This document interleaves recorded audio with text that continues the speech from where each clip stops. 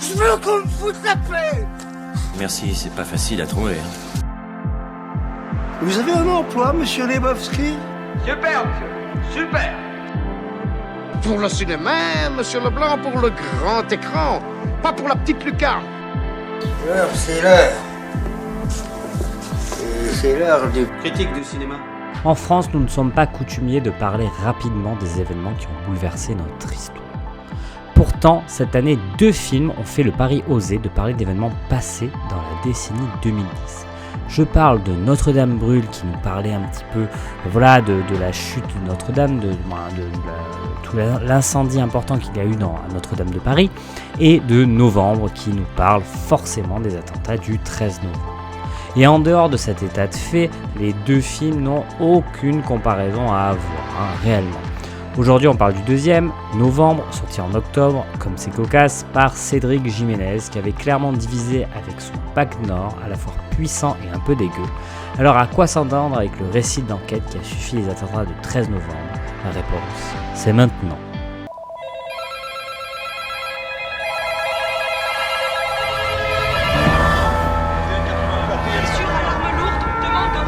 Dans le 10e arrondissement, les rues, donne-moi les rues. Et Louise est en ligne avec la PP.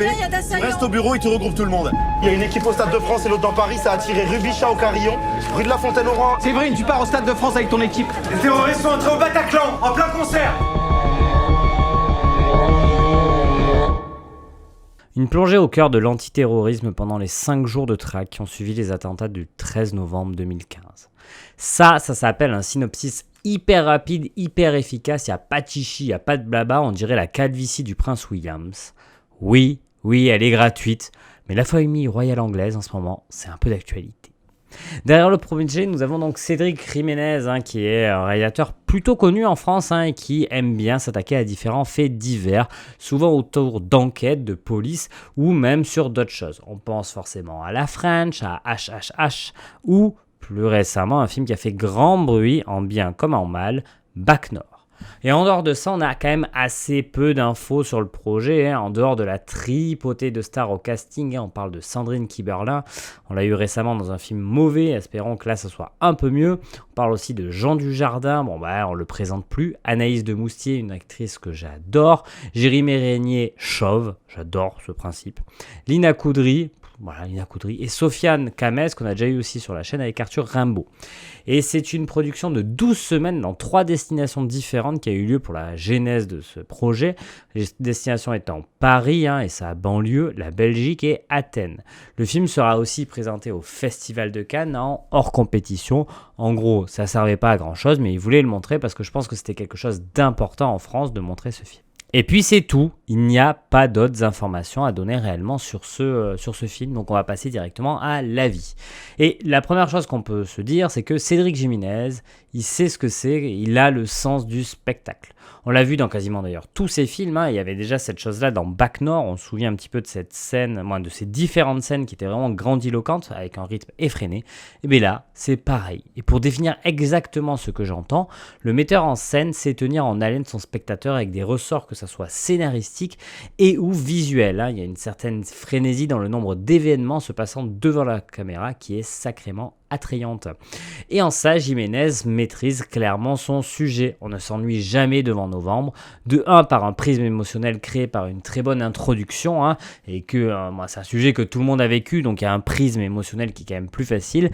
Et de 2, par un rythme d'enquête constant, un rythme assez effréné, important, où on sent la vitesse qui est ultra importante. Alors forcément, ça va de bonnes à de mauvaises pistes, mais toujours à toute allure, voulant montrer le sans dessus-dessous d'une période où l'efficacité n'existe plus. La seule chose qui est primée, en fait, c'est la rapidité. Et pour développer son propos de rapidité et d'une certaine frénésie, le réalisateur de Bac Nord s'appuie sur un montage très bien maîtrisé et qui rend le récit sacrément fluide. Et si comme moi tu penses que le montage c'est l'art de rendre lisibles les images, dans Novembre on atteint un vrai aboutissement de la chose. Même dans un climax sacrément dur à développer visuellement, tellement l'idée de flash y est montrée, le montage est sublime et rend le travail visuel de l'œuvre sacrément simple à appréhender. D'ailleurs, comme dans les films que j'ai vus de ce réalisateur, ce qui en fait pour moi l'un des meilleurs réalisateurs et découpeurs sur ce type de choses-là, c'est qu'il est extrêmement efficace toujours dans son montage. Et dans le cinéma français, c'est pas toujours le cas, pour dire qu'il y en a assez peu même qui sont à ce point-là. Ce que je veux dire, c'est qu'il y a une vraie lisibilité visuelle qui est satisfaisante. Il arrive à donner quelque chose de ludique visuellement grâce à réellement un montage clair, précis, qui facilite la vie de la personne qui regarde le film. Malheureusement, ce n'est pas le cas pour la réalisation.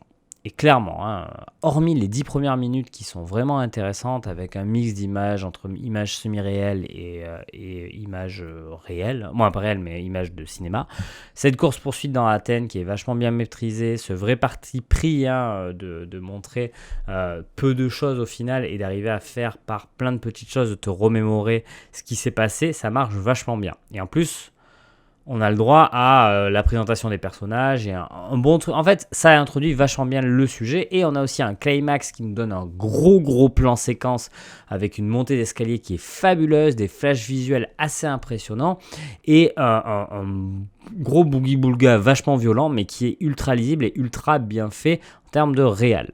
Mais ça, c'est 15 minutes du film. Tout le reste, c'est sacrément plat. Et on a déjà vu mieux fait par lui-même sur certaines choses ou par d'autres personnes, toutes les choses qu'il nous montre. La raison de l'enquête de novembre est simpliste. Toujours les mêmes plans, toujours le même type de colorimétrie, toujours le même type de mouvement de caméra et beaucoup de plans fixes. Bref, il n'y a pas grand-chose d'intéressant à se mettre sous la dent et ça dessert deux choses. Déjà, forcément, l'esthétisme général du film. C'est sûr que quand la photo est classique à souhait et la mise en scène aussi, ça ressemble à rien de moche, faut être honnête, mais à rien de beau non plus. Et puis surtout, ça dessert autre chose, le propos. Et c'est bien là le problème du film, c'est que devant je me suis dit, il est où le propos, il est où ? Je sais que tu aimes quand je chante, donc je le fais de plus en plus. Le film de mon ressenti ne raconte rien, car de mon point de vue, le film pourrait aller sur deux axes en fait de création scénaristique.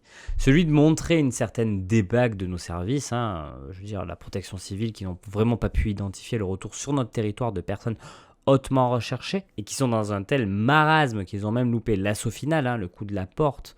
Mais de ce point de vue-là, il y avait plein de choses à faire pour montrer que le système était défaillant, que le système n'a pas réussi à développer au maximum, à nous protéger, à développer un maximum de sécurité autour de ça. Mais pour moi, en aucun cas, il y a des tentatives pour nous montrer l'échec du système face au drame.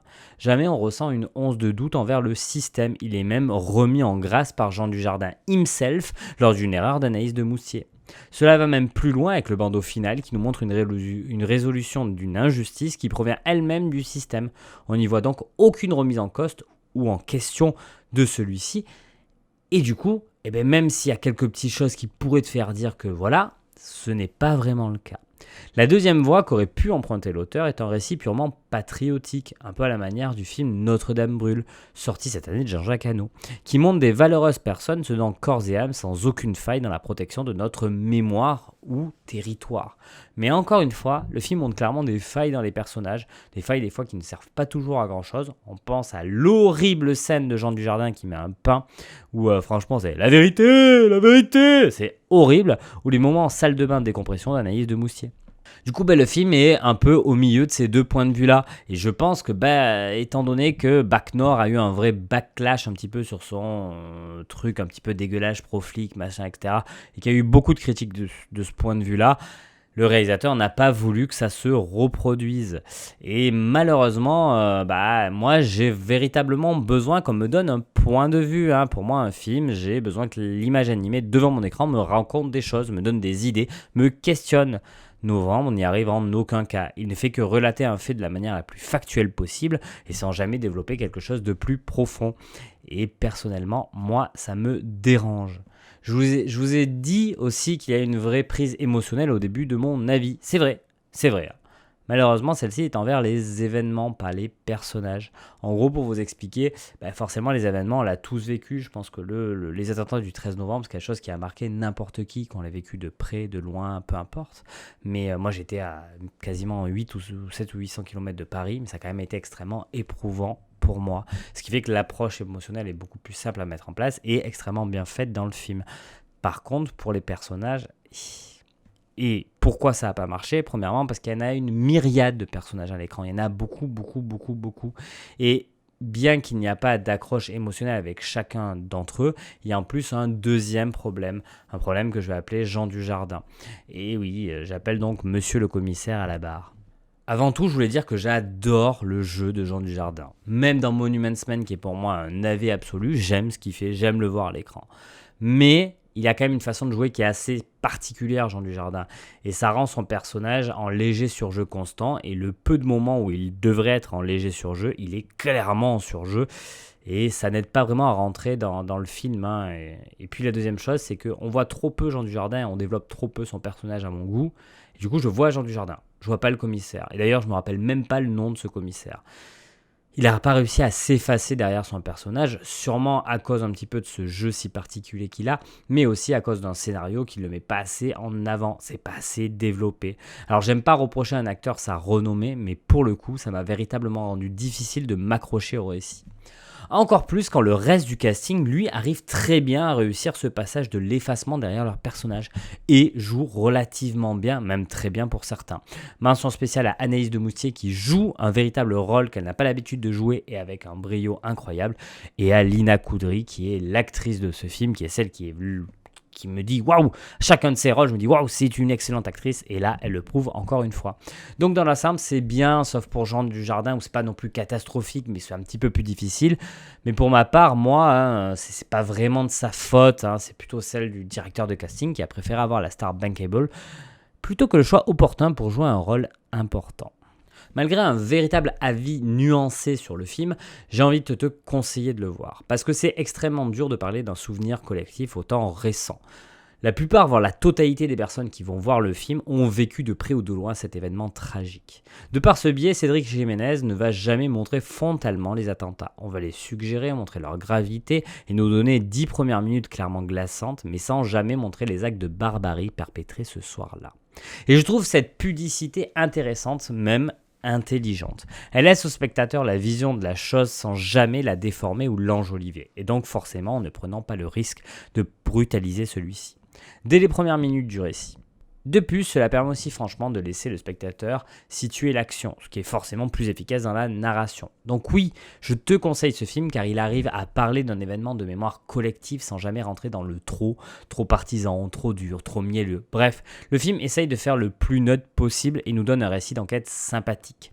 Cette pudeur est aussi peut-être l'une de ses limites, hein. En tout cas moi je le pense, et ça donne un récit qui est un petit peu inégal, c'est-à-dire avec des très bons, c'est un peu comme si on te donnait au début du film l'incroyable bœuf bourguignon fait par Paul Bocuse, et puis après un vieux BN, et du coup c'est un petit peu dommage, mais il a quand même l'intelligence du début à la fin de mettre quelque chose d'intéressant.